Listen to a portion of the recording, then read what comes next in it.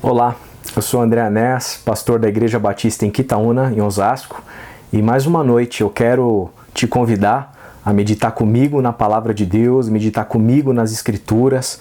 Quero te convidar para ler um salmo, e não somente para ler com seu entendimento, com a sua racionalidade, mas também com as lentes do teu coração, que você tenha disponibilidade dentro da tua alma para receber essa porção de meditação, de palavra de Deus, para que o Espírito Santo possa produzir em você aquilo que só Ele pode fazer. Nessa noite eu te convido para meditar comigo no Salmo de número 68, que diz o seguinte: Isso mesmo, Deus, põe teus inimigos para correr.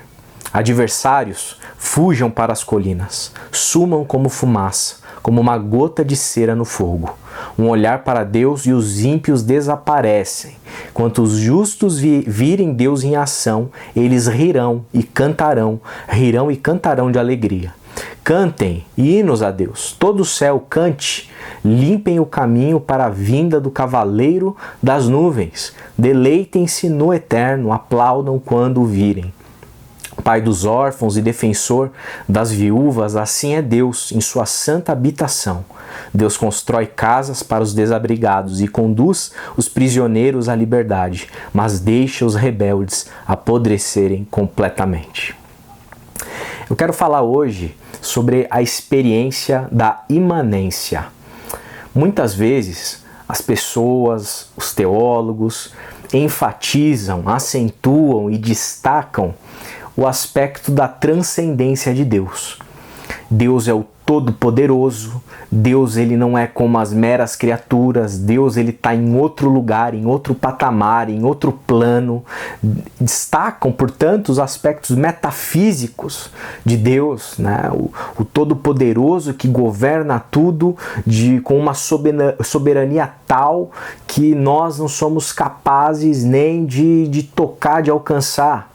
Uma transcendência que faz de Deus um Senhor, dono de todo o poder, distante em alguma medida da sua criação, e acentuam esse aspecto transcendental do ser divino.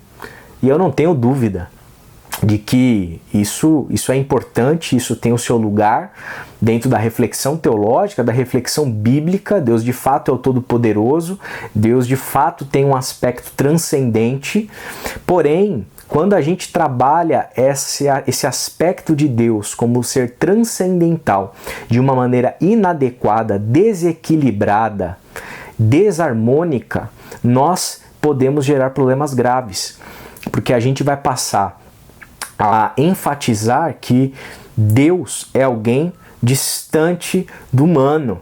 A gente corre o risco de trabalhar dentro de um tipo de chave de leitura que vai transformar Deus numa espécie de um Deus do Olimpo, né? Alguém que está em outro patamar e fica sendo sensibilizado, né, por questões que estão acontecendo aqui na Terra, lançando raios e trovões de uma maneira destemperada e assim por diante. A gente corre o risco de entender, de compreender de que Deus, ele é na verdade alguém sentado literalmente em cima de um trono com um cetro, querendo que tudo que acontece aqui embaixo aconteça para ele se sentir glorioso e poderoso. É quase o retrato de um tipo de divindade narcísica que se gloria em si mesma.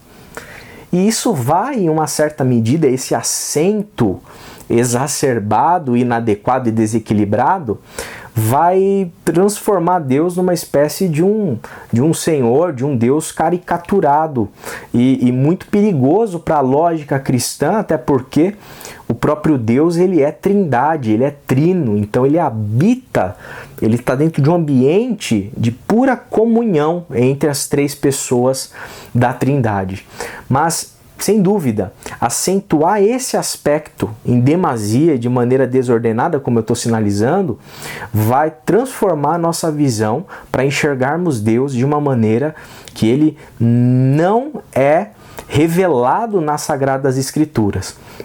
E é interessante perceber que é por isso, por conta de uma não completude talvez da revelação, que o próprio salmista, ele acaba por acentuar também em muitos trechos aqui da sua oração esse aspecto da transcendência. Então Deus é aquele cavaleiro das nuvens, ele é aquele que está fora da terra, ele está num céu de ruas de ouro glorificado, e esse é o ser de Deus, né? E assim mais ou menos como ele vê um Deus que vai castigar, que vai punir, que com o seu olhar ele vai fulminar todos os seus inimigos. Então é um Deus bélico, um Deus da guerra, né? Um Deus belicoso. E por conta, talvez, dessa falta ainda da plenitude da revelação do que nós vamos enxergar e perceber no Novo Testamento. No Novo Testamento, no ápice da revelação em Cristo Jesus, a gente percebe um equilíbrio muito maior entre a transcendência, isso que escapa do nosso mundo e transcende, para a percepção de um Deus que é bastante imanente. E até mesmo aqui, no Salmo, o salmista ele deixa aparecer esse aspecto da imanência, né? Talvez não com tanta ênfase como a gente vê no verbo encarnado, na pessoa de Cristo Jesus, mas a gente consegue perceber alguns elementos da experiência da imanência, a experiência de um Deus que é imanente. E alguns aspectos que esse texto ele nos destaca e que eu queria compartilhar e meditar com vocês. Em primeiro lugar, quando ele fala que Deus ele é pai dos órfãos e defensor das viúvas. Quando Deus é apresentado como aquele que conduz prisioneiros à liberdade. O Deus revelado nas Sagradas Escrituras, o Deus que é apresentado aqui no texto bíblico, é um Deus imanente. Em que sentido? Não é um Deus que está alienado dos problemas humanos. É um Deus que se vê como pai daqueles que têm problemas terrenos. Aqueles que são órfãos, aqueles que não têm pais, aqueles que estão abandonados, aquelas mulheres que talvez estejam sozinhas, desamparadas, sem alguém para trazer a provisão necessária para a sobrevivência. Deus, quando olha para esse tipo de situação humana, ele se importa, ele se preocupa, ele olha para essas pessoas e se coloca na posição de pai desses menos favorecidos, desses oprimidos socialmente. O preso, aquele que perdeu a condição de ir e de vir, aquele que não tem a possibilidade de decidir o rumo da sua existência e da sua vida, Deus olha para ele e diz que ele constrói casas para os desabrigados, para aqueles que não têm lar, e também conduz prisioneiros à liberdade. Então, esses prisioneiros, Deus está olhando para eles. Esses desabrigados, esses que não têm uma casa para chamar de sua, que não têm um lar, que não têm o prazer de chegar na sua casa e quem sabe ali preparar um bom café, preparar um chá, sentar numa mesa para uma refeição, que tem um quarto para você poder se recolher à noite, dormir em segurança, uma porta para você trancar, um limite para você de terra, de lugar para você chamar de seu. Quem é desabrigado, quem é aqui um sem teto, Deus olha para esses, Deus percebe. Então Deus ele é imanente no sentido de que ele observa, ele está atento e ele em alguma medida se dói e se coloca numa posição de pai, uma posição paterna e de uma posição também de libertador e de quem ampara esses que estão desabrigados, presos e assim por diante. Deus ele está preocupado com as questões reais. Deus está preocupado com as questões concretas. Deus está preocupado com as questões que estão acontecendo na vida. Deus não é alguém alienado na transcendência, que pouco se importa com o que está acontecendo aqui, ou que quando atua na realidade o faz por capricho, que nem os deuses do Olimpo. Deus não. O Deus revelado nas Sagradas Escrituras, especialmente revelado em Cristo Jesus, é um Deus encarnado, um Deus preocupado, um Deus ligado e atento a todos os dilemas da nossa humanidade, especialmente esse tipo de dilema triste que coloca pessoas em condição de vulnerabilidade. Deus também, ele se apresenta como alguém que é Deus de um povo. Deus não é um Deus que está alheio à nossa humanidade. Deus, ele é Deus de Israel.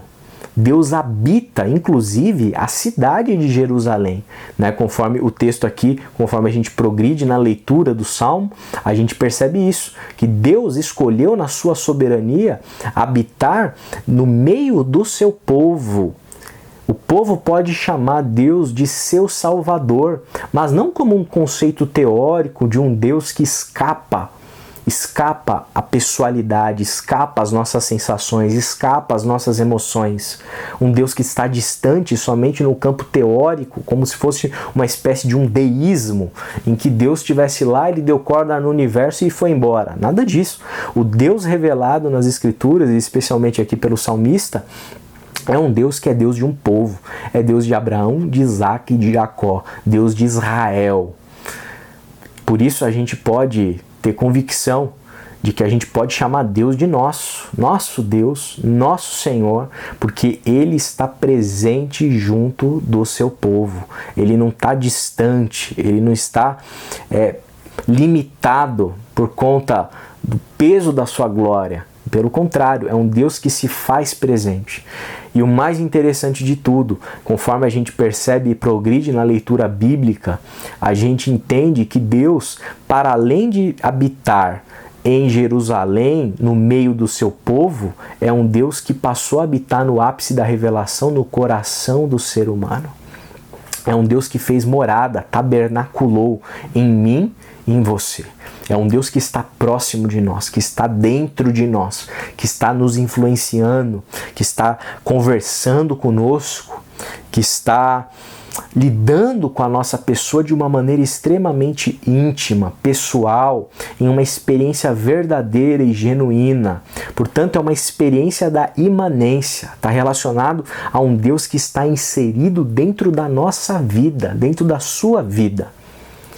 Como que tem sido a nossa relação com o Senhor? Será que nós temos lidado com um Deus abstrato, com um Deus todo-poderoso distante da nossa realidade, um Deus que não é Deus do povo, um Deus que está dentro de um lugar elitizado e que não se mistura com a gente?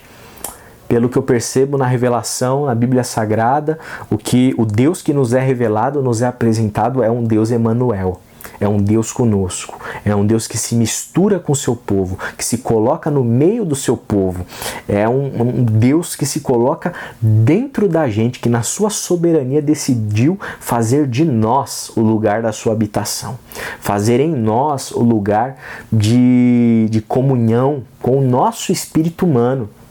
Talvez a gente ache que a gente está protegendo a divindade e a santidade do Senhor, colocando Ele numa posição transcendente na qual Ele não toca as nossas realidades, na qual Ele está muito distante de nós, porque é um Deus que não se misturaria, né? Que não se colocaria no meio de gente tão pecaminosa como nós.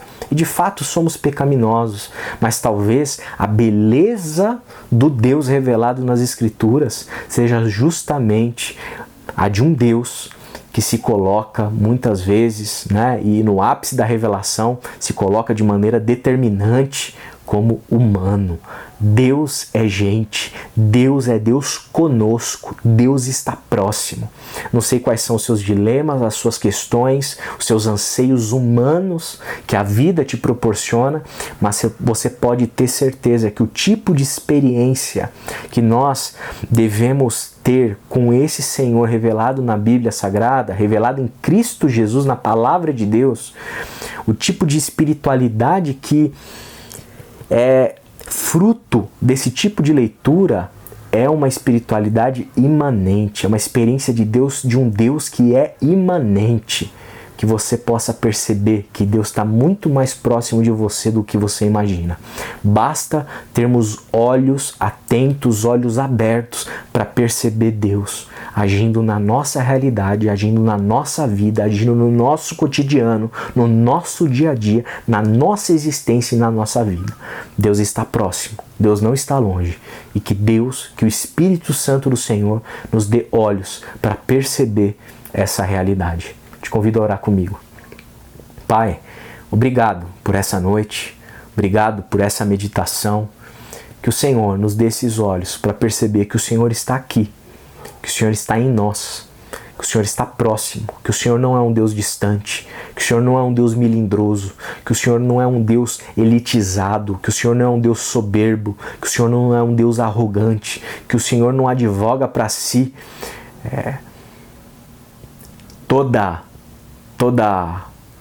todos os caprichos que esses deuses do Olimpo advogam para si.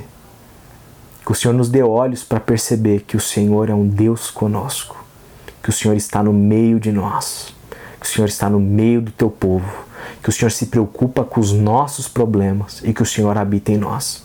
Que possamos conciliar adequadamente a tua transcendência e a tua emanência, de tal maneira que nós tenhamos olhos para te enxergar.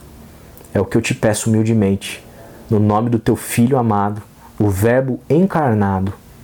Amém.